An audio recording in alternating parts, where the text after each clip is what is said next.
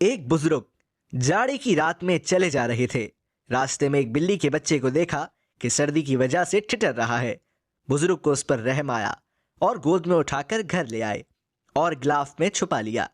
جب ان بزرگ کا انتقال ہو گیا تو ان سے سوال ہوا کہ بتلاؤ ہمارے واسطے کیا لائے ہو؟ انہوں نے سوچا کہ اعمال تو میرے کسی قابل نہیں ہیں کہ ان کو پیش کروں، لیکن الحمدللہ مجھے ایمان کی دولت حاصل ہے، اس میں دکھاوا وغیرہ بھی کچھ نہیں ہو سکتا، ایمان کو پیش کرنا چاہیے، اس لیے عرض کیا کہ میں توحید لایا ہوں۔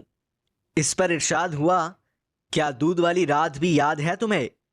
ایک دن دودھ پینے کے بعد پیٹ میں درد ہو جانے پر کہا تھا کہ دودھ نے پیٹ میں درد کر دیا۔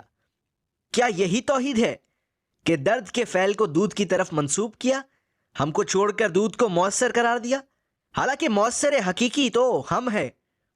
اب تو بیچارے تھرا اٹھے۔ ارشاد ہوا، تم نے اپنے دعوے کی حیثیت تو دیکھ لی، اب ہم تم کو ایسے عمل پر بخشتے ہیں جس کے متعلق تم کو یہ وہم بھی نہ تھا کہ یہ موجب نجات ہو جائے گا۔ تم نے ایک رات کو ایک بلی کے بچے پر جو سردی میں ٹھٹر رہا تھا، رحم کھا کر اپنے غلاف میں سلا لیا تھا۔ تم نے ہماری مخلوق پر رحم کیا، ہم اس کے زیادہ متفق ہیں کہ تم پر رحم کریں۔ جاؤ، ہم نے تم کو بخش دیا۔